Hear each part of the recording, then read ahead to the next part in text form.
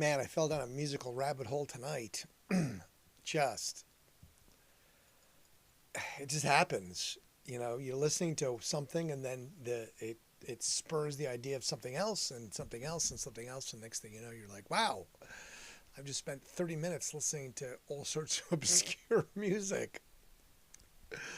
I have a crazy splinter in my finger that I'm finding that I need to try and extricate. So I'm going to stab myself when I'm done with this. And something bit me. I don't know what the hell bit me, but something bit me on my neck. Like I have a giant welt on it. I don't know what it was. Something. I woke up this morning and I'm like, this huge thing. I'm like, "Dah!" I don't know if it's a mosquito or something, but something ate me in my sleep. It wasn't like that chagas, whatever it is, the kissing thing. I'm going to have a stroke or something. I mean, it's not funny, but, you know. Anyway, episode 136 today. So it means we're winding toward 200, which hopefully by the time 200 comes, the radio station property will be sold, and I'll be done with that episode, chapter, fortnight of my life. The auction, I will have the URL for you tomorrow, but I think it's Delphi, Paul Delphi. I put it up, Paul Delphi Auctions, Delphi. So it's happening. Stuff. I mean, it's things. I have to look and see what it is. If there's stuff I don't want auction, but I mean, it's stuff. It's all the things, from the seats and benches and chairs and desks and railings and the windows, glass block windows that had the logos on it, to the railings with logos on it, and just stuff, man. It's things. So have at it. All right, so I figured I would do births, deaths first, and there's not a lot tonight. There's some days there's just not a lot of stuff that happens. So today was one of those days that not a ton of things happen at this day, in the 14th of October throughout the ages. Remember, there's no specific order or time frame. This thing just jumps from decade to decade, even century to century at times. Like this one, the first one, born on this day is William Penn. I only found this interesting because William Penn was born in London, England. He was a Quaker, and he founded Pennsylvania. So, William Penn is Pennsylvania. His motto was "No cross, no crown."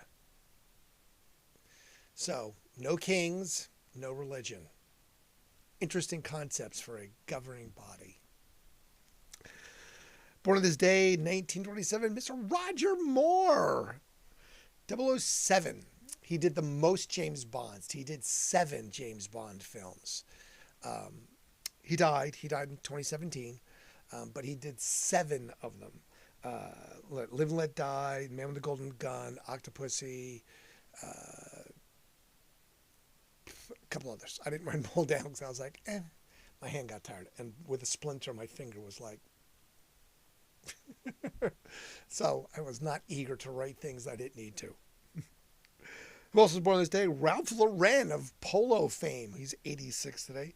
Cliff Richard, 85. We talked about Cliff a bunch of times. He was like the first rocker in London and all these things. And I was listening to Cliff Richard. Colin Hogston of Whitesnake, the bassist. Remember, we know that Whitesnake is related to Deep Purple. I'm just going to always bring that up every time I get that opportunity to. Thomas Dolby, she blinded me with science. She blinded me with science. Born on this day, October 14th of 1958. AJ Petrov, Twisted Sister. We're not going to take it anymore. We're also there. We're not going to take it anymore. Don McElfee of Nazareth. Remember Nazareth? Love Hurts, Hair of the Dog. Yeah, I listened to that. I was like, oh yeah, Nazareth. And Al Atkins of Judas Priest. I guess he was the singer before Rob Halford. I was not really aware of that one. People we lost today was Bing Crosby. You can get that bag of Valencia oranges for Bing. There's a Family Guy. I always bring that up when I talk about Bing Crosby. because the rumor was that he would put Valencia oranges in the uh, pillowcase to beat people, beat his kids with, because it didn't leave bruises. And there's just a really funny part in the Family Guy that uses that reference of Bing Crosby. The old crooner. You have to Google it. Leonard Bernstein passed away on this day. Errol Flynn and Captain Lou Albano. Captain Lou Albano, remember him? He was a WWE wrestler or whatever it was. It was a wrestling, but he was also the manager of Cyndi Lauper. So yeah, Captain Lou Albano. I was like, I totally forgot about that guy till I was like, oh yeah, right. There's Cyndi Lauper. All right, on to this stuff. 1939, BMI is formed. Broadcast Music Incorporated. BMI is one of those governing bodies that you pay royalties to, like BMI, like ASCAP. Today, they represent 1.5 million songwriters, and it serves as an advocate for the value of music. That's what they say. But yes, I paid a lot of royalties. We paid, more than $100,000 annually to Sound Exchange, ASCAP, BMI, and CSAC. So that was for the writers, the producers, the musicians, the songwriters, everybody. Everybody got paid. At least we made sure we did because we had to.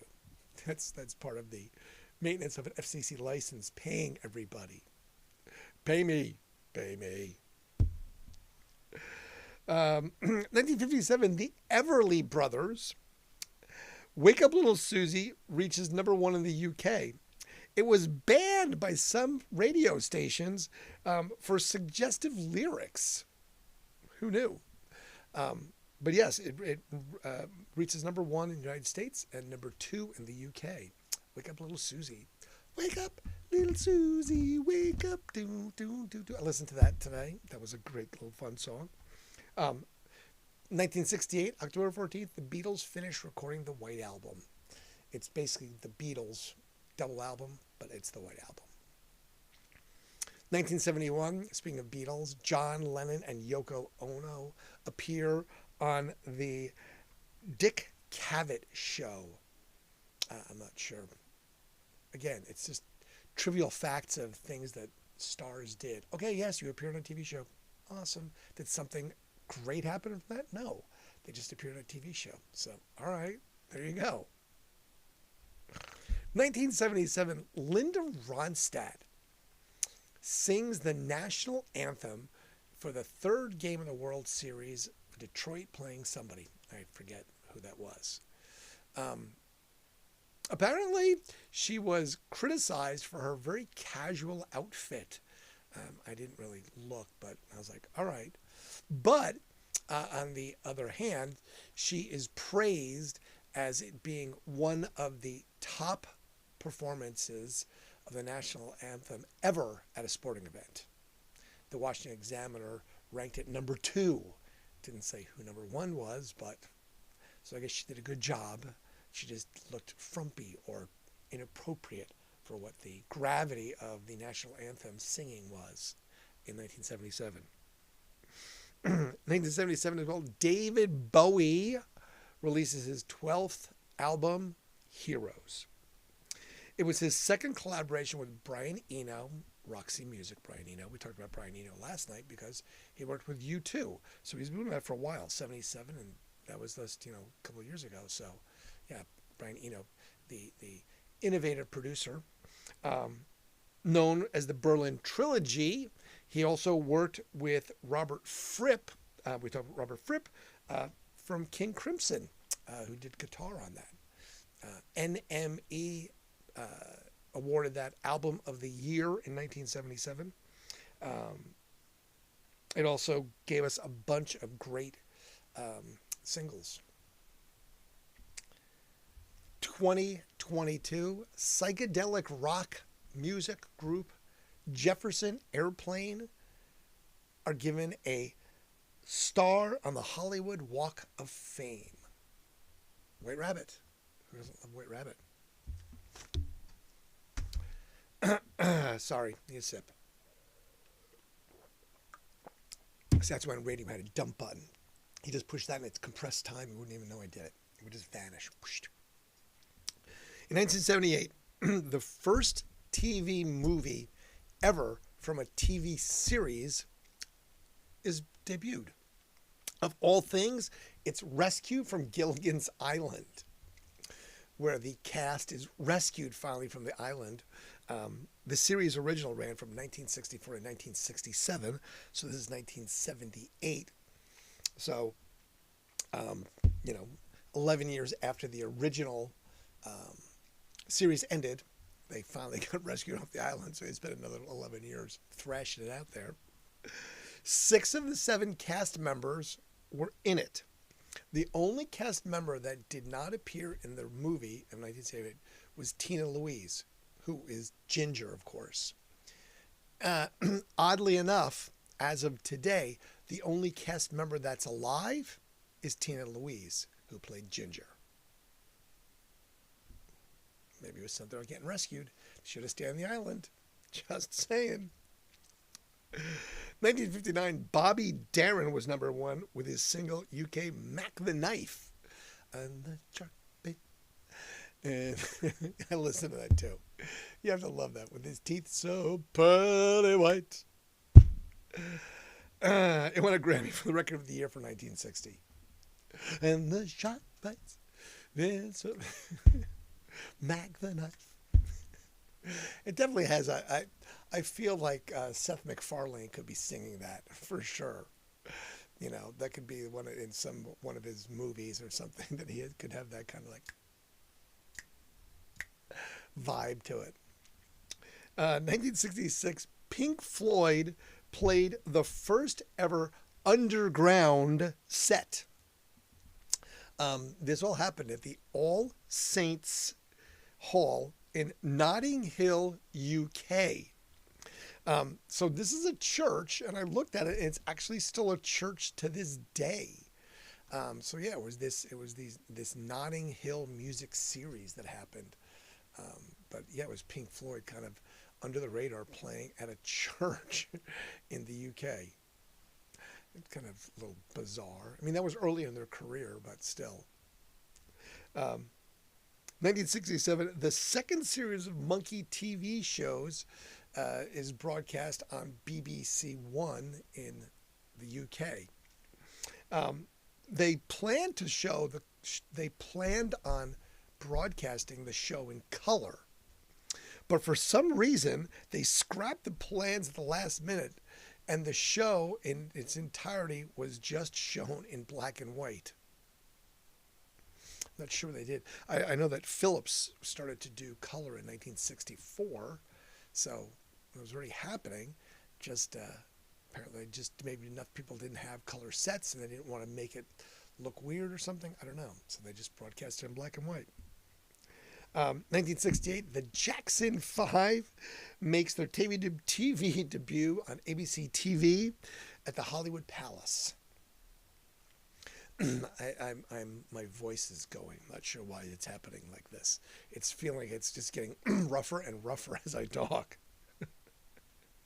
1971, the music publishing firm Arco, A-R-C-O Industries, Arco Industries, filed a $500,000 lawsuit against Creedence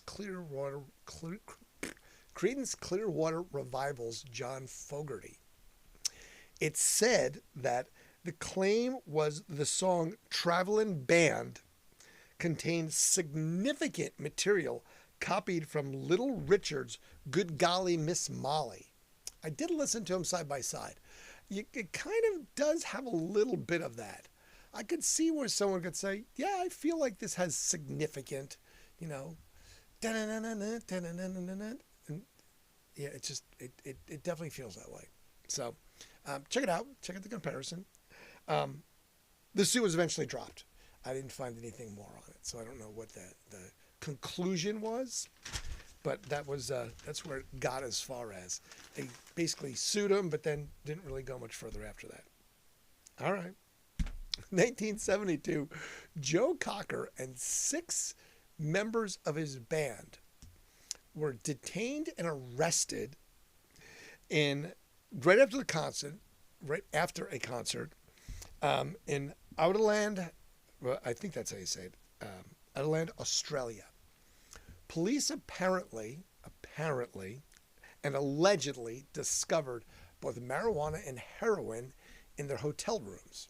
I'm not sure why they were called, what they were doing in their hotel rooms. The group was not charged after the arrest, but they were told that they need to be out of the country in 4 hours. Again, 1972, Joe Cocker just seems okay. So they just basically want them out of the country. Get out a plane, leave. I mean, it's Australia, so it's not like drive away. So if you have to get out of the country, you have to either fly or get into a boat. So 4 hours seems like a fairly punitive amount of time to get out of a country. You have to get out of your country in 4 hours. You better have a plane ready or a boat ready because we're going to give you 4 hours. Depending on where you are in Australia, also, you could be way in the interior. Wouldn't that be problematic as well? I doubt they were. I'm just saying. 1972, Michael Jackson went to number one with his very first single, Ben. It was his first solo number one and went to number 7 in the UK. The UK always seems to not like Michael as much as we did. Like I said, maybe they knew something. 1988, Def Leppard became the first act in chart history to sell 7 million copies of 2 consecutive albums. It seems like they're very impressive. Pyromania, which was their third from 1983, and then Hysteria, which had 6 hit singles and sold over 20 million copies. So that was released then. Just if you figured that out in 1988, 83 and 88, they were consecutive. That would be why they were. 2003, Ozzy Osbourne started treatment for Parkinson's disease-like tremors. Remember, Ozzy had that shake. He postponed his upcoming European tour on this date, October 14th, 2003. And he was doing this from Boston. Ozzy basically stated that he's here in Boston, and he has been for 3 weeks, having medical tests done to figure out what is going on because this tremor has markedly increased in the past 2 years. I forget what the diagnosis was, but I think it was Parkinson's that he eventually was told he had. It happens. Don't bite off bats of heads, kids. In 2004, Eric Clapton lost his driving license.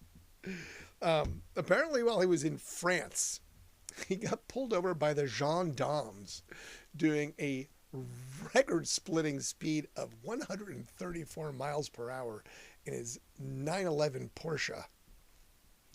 The cops wrote him up a citation, and they took his license on the spot and revoked his UK driving privileges. Afterwards, they all got pictures with the superstar, Clapton, and he drove away in his 911 Porsche. Behind the wheel was his secretary. Oh, they did fine him $750 too. I mean, I guess you're doing 134. But what's the speed on the? I mean, was it like on the autobahn? I mean, you know, you have to have a pretty good road to be going 134 miles an hour on in the first place. So it's like, you know, does France have an autobahn like Germany where it's 5 lanes of just nothing and open road out in the middle of nowhere? I don't know. I mean, I drove pretty fast when I drove on the Autobahn. I don't think I went that fast. I think I did like 130 kilometers. But I think that's maybe 90. I don't know. But I definitely didn't do 134. I don't think the car I was driving would do that. It was like one of those Citroen weird things. You know, I felt like I was Inspector Clouseau in it. Wheel wobbling. 2007, October 14th. Tom Petty documentary film Running Down a Dream made its debut at the New York Film Festival. The 4 hour long documentary film, 4 hours, documents the inception from Mud Clutch right up to the 30th anniversary show that he performed in his hometown of Gainesville, Florida. I have not seen that. I have not spent the 4 hours to watch it. We mentioned them a little earlier. 2009, ASCAP, another licensing. That is the BMI ASCAP CSAC Sound Exchange. ASCAP named Paul McCartney Songwriter of the Year at the 29th Annual Awards presentation in London, England. The award was for songwriters and publishers of the most performed work in 2008. I wasn't sure what he was doing in 2008, but it must have been something with Paul McCartney and Wings, because the Beatles were long gone. 1977, Elvis Costello single Watching the Detectives, his fourth single only, went to number 15, which was his first chart single for Costello. He said that it was his favorite song of the first 5 years of his career. Like recently, that's of the first 5 years. That's my favorite song of my collaborative 5 years.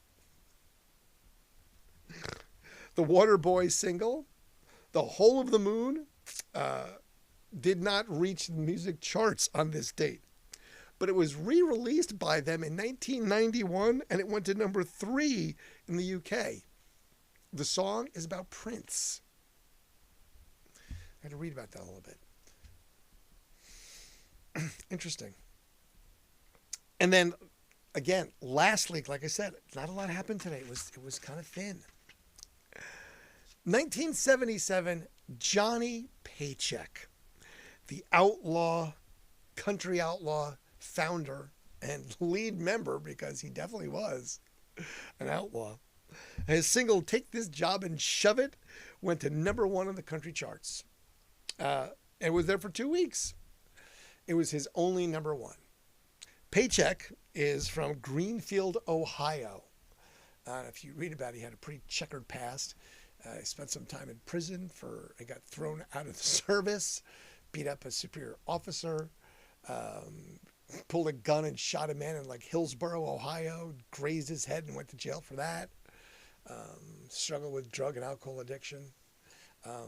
Oddly enough, my ex-head bartender from the Big Room Bar was Johnny Paycheck's grandson. And he has musical talents. He's in a death metal band. The crazy, makeup and all, doing like Swedish death metal, which I was like, okay, far out.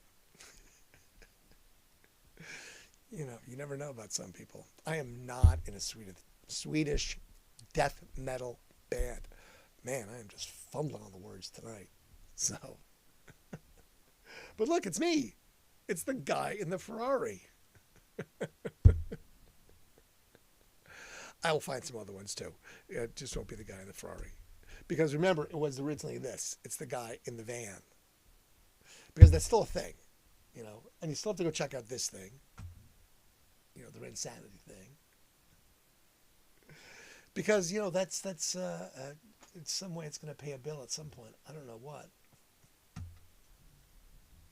But we'll see. We'll try our best. So, all right. My heater I heard the gas light. I forgot to turn it off, so it does make that big whirring noise. If you haven't heard it yet, you will at some point, because I'll forget on other occasions.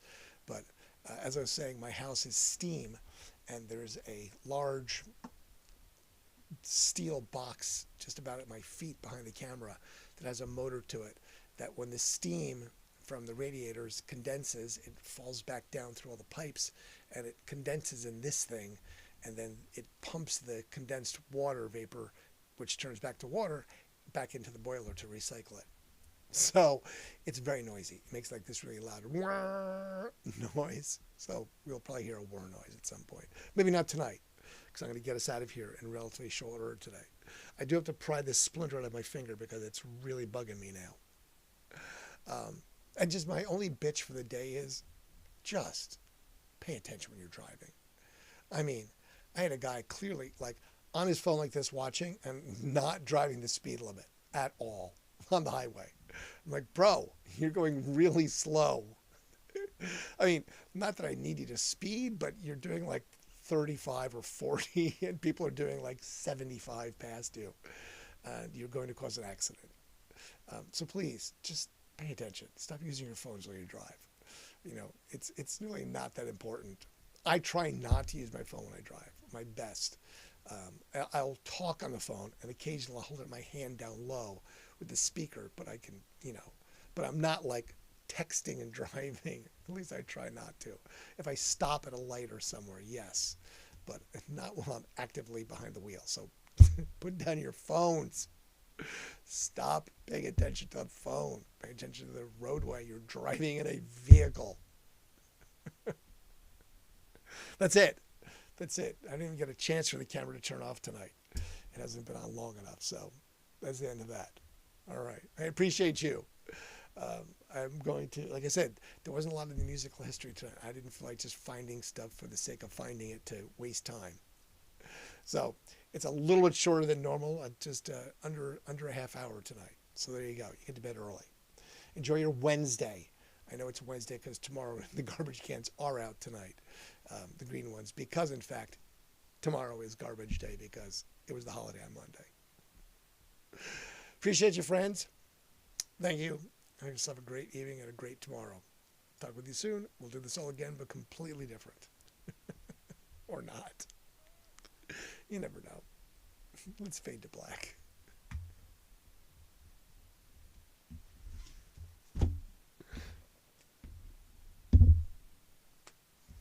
Oh, wait, I have to end the stream. I can't just fade to black. I actually have to do things.